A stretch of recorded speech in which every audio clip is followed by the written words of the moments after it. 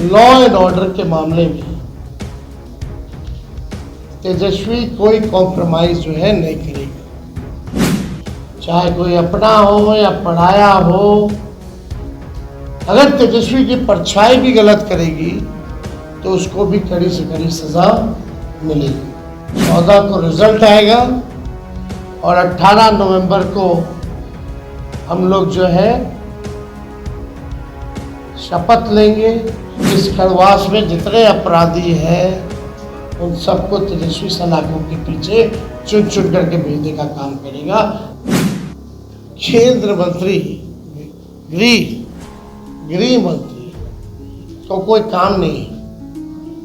पटना में लगातार कई दिनों से डेरा बनाए हुए कई बड़े बड़े अधिकारियों को बुलाया गया, निर्देश दिए गए।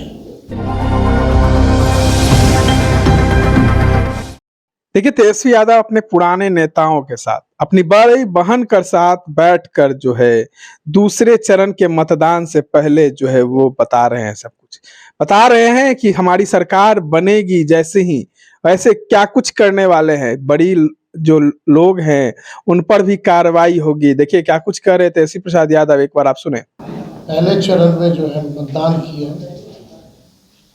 और एक ही बात थी कि 20 साल पुरानी जो सरकार है, 20 साल में सबसे ज़्यादा गरीबी,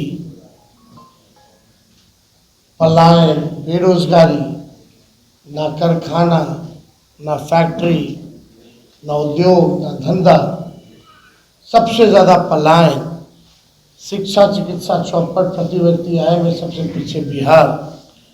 यानी आप कह सकते हैं कि बिहार के लोगों का ये कहना है कि 20 साल राज करने के बाद भी एनडीए ने बिहार को सबसे अंतिम पायदान पर लेकर के, बल्कि 20 साल में डबल इंजन चाहती तो बिहार को नंबर 1 स्टेट बना सकती थी। 11 साल केंद्र में, 20 साल राज्य में। लोग जो है बड़ी संख्या में लोगों ने पलायन किया है बिहार से, 4-5 करोड़, पढ़ाई के लिए, कमाई के लिए, दवाई के लिए लोगों को जो है बाहर जाना पड़ता है।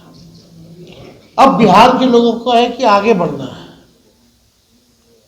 अब बिहार के लोगों को सुख सुविधा बिहार में चाहिए।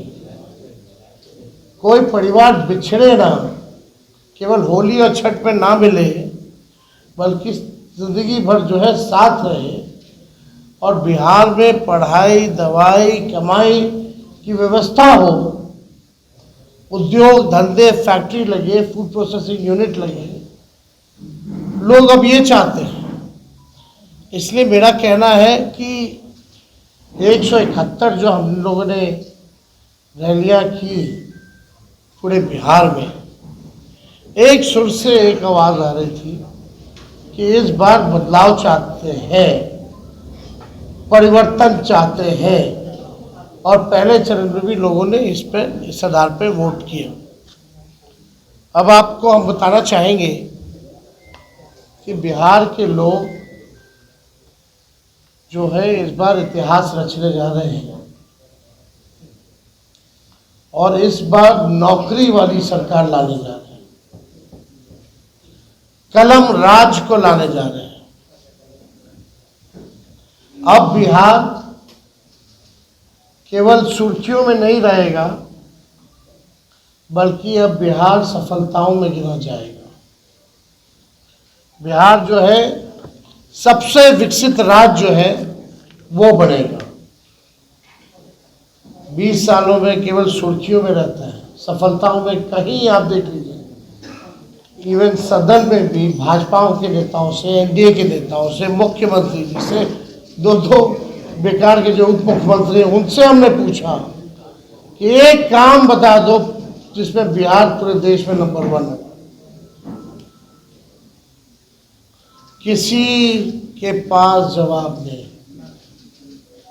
सदन की बात बता रहे, कई बार हमने पूछा, किसी के पास कोई जवाब नहीं था।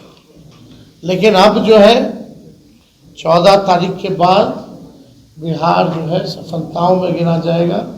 सबसे विकसित राज्यों में बिहार जो है गिना जाएगा, जहाँ फूड प्रोसेसिंग यूनिट्स लगेंगे, जहाँ एग्रो बेस्ड इंडस्ट्री लगेगी, जहाँ पढ़ाई, दवाई, कमाई, सिंचाई की अच्छी व्यवस्था होगी, जहाँ आईटी हब होगा, एजुकेशनल सिटीज़ होंगे, सुपर स्पेशलिटीज़ हॉस्पिटल बनेंगे और किसी बिहारी भाई को दूसरे राज्य ना जाना पड़े, ऐसा बिहार जो है हम लोग बनाएंगे। लॉ एंड ऑर्डर के मामले में तेजस्वी कोई कॉम्प्रोमाइज़ जो है नहीं करेगा, चाहे कोई अपना हो या पढ़ाया हो।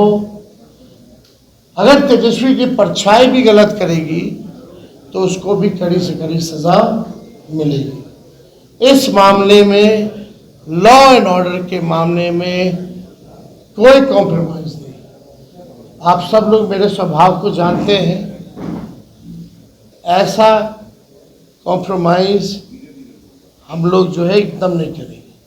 क्राइम हो, करप्शन हो, कम्युनलिज्म हो, इन तीनों से तेजस्वी जो है कॉम्प्रोमाइज़ नहीं करेगा। और आप सब लोगों को बता दें, 14 को रिजल्ट आएगा और 18 नवंबर को हम लोग जो है शपथ लेंगे। 26 नवंबर और 26 जनवरी यानी रिपब्लिक डे के दिन के बीच में खड़वास भी आता है। इस खड़वास में जितने अपराधी हैं उन सबको तेजस्वी सलाखों के पीछे चुन चुन करके भेजने का काम करेगा। 1-2 महीने के अंदर इस खड़वास में 26 नवंबर से 26 जनवरी के बीच कोई अपराधी बिहार में नहीं बचने वाला है। 2 महीने के भीतर खड़वास में जेल के अंदर जाने वाले हैं। तो आप सब लोग इस प्रेस में आप लोग आए, आप सब लोगों का स्वागत है। और हमको लगा कि भाई पूरा चुनाव का जो अनुभव जो रहा वो आप लोगों से हम लोग जो है साझा करें। हालांकि आप लोगों ने तो सराय रंजन या समस्तीपुर का देखा ही होगा कि पर्चियाँ जो है किस हिसाब से वीवीपैट का फेंका हुआ था। इसमें कई लोग सस्पेंड भी हुए हैं बाद में, जब हम लोगों ने आवाज़ उठाई तब लोग डरे हुए हैं, सत्ता में बैठे लोग घबराए हुए हैं।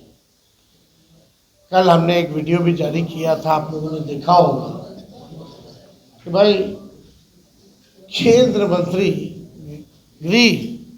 गृह मंत्री को कोई काम नहीं। पटना में लगातार कई दिनों से डेरा बनाए हुए, कई बड़े बड़े अधिकारियों को बुलाया गया, निर्देश दिए गए, अपने रेंज का देखना है उनको, कहाँ डिस्टर्ब करना है, किन किन व्यक्तियों को चुनाव से पहले उठाना है। मतलब सीएम हाउस से भी एक आध रिटायर्ड अधिकारियों द्वारा लगातार फोन जा रहा है बड़े बड़े जिला के अधिकारियों को, रेंज वाले जितने अधिकारी हैं, बुलाया जा रहा है, निर्देश दिया जा रहा है। तो ये बौखलाहट बताती है कि ये लोग जाने वाले हैं। हम लोगों की पैनी नज़र है, जनता एक पांव पे खड़ी है। हम तो चाहेंगे कि जितने अधिकारी, सूचना हमको उन्हीं अधिकारियों से मिली है जिनको ये निर्देश दिए गए। तो हम तो कहना चाहते भाई, जनता एक पांव पे खड़ी है। संविधान का जिन लोगों ने शपथ लिया है, न्यायपूर्ण काम करें, दबाव में ना करें, वरना इस बार जनता जो है मुंहतोड़ जवाब देगी। सब लोगों की नज़र है अधिकारियों पर, प्रशासन पर। जनता सजग है, सब लोगों पर जो है नजर डालेगी। बात अब देखिए इलेक्शन कमीशन, पहला चरण का मतदान कब हुआ? 6 नवंबर को। आज हम बैठ के पीसी कर रहे हैं 10 नवंबर को। 4 दिन बाद भी आंकड़े जो है सार्वजनिक नहीं किए गए हैं कि पुरुष ने कितने मतदान किए और महिलाओं ने कितने मतदान किए। कोई भी ऑफिशियल आंकड़ा नहीं आता। पहले भी मैनुअली, पहले के ज़माने में तो उसी दिन उसी समय बता देता था मैनुअली। आजकल तो टेक्नोलॉजी का ज़माना है, फिर भी ये आंकड़ा क्यों छुपाया जा रहा है, सबसे बड़ा मेरा प्रश्न है। 4 दिन हो गया, यानी आप समझिए, मान लीजिए 11 को अगर वोटिंग है और 14 को रिजल्ट है, तो आपको 14 तक पता ही नहीं चलेगा कि कितने पुरुष और महिलाओं ने वोटिंग की। This is a joke. कितना टेक्नोलॉजी का जमाना है, एआई का जमाना है। बताओ, अमित शाह और मोदी जी के राज में इलेक्शन कमीशन ठप हो गया। अरे भाई, इतना तो पहले के ज़माने में उसी दिन उसी वक्त मैनुअली लोग निकाल करके दे देता था कि इतना प्रतिशत जो है पुरुषों ने मतदान किया, इतने प्रतिशत जो है महिलाओं ने मतदान किया, और ये उम्र के लोगों ने इतना इतना मतदान किया। आप मीडिया के लोग यहाँ हैं, विद्वान लोग हो, ज़रा बताइए, आप लोगों को जानकारी में है क्या ये? कहीं भी ऑफिशियली ये बात आई है? Where is election commission? मतलब भाजपा जितना पाप करेगा सब पे पर्दा इलेक्शन कमीशन डालेगा। भाजपा पाप करता रहे, इलेक्शन कमीशन उसका पाप धोता रहे। इलेक्शन कमीशन टूल बन गया, लग रहा है मर गया है। ये तो सिंपल सी बात है भाई। विदेशों में कितना देश का नाम बदनाम करेंगे ये। विदेशी पत्रकार भी अगर पूछेंगे भाई कितना रेशियो है, 4 दिन हो गया चुनाव को, अब तक नहीं आया, तो देश का तो मजाक उड़वा रहे हैं लोग। तो तमाम चीजों को सुन रहे थे। इस तरह के तमाम अपडेट्स के लिए बने रहे इनसाइडर लाइव के साथ। धन्यवाद।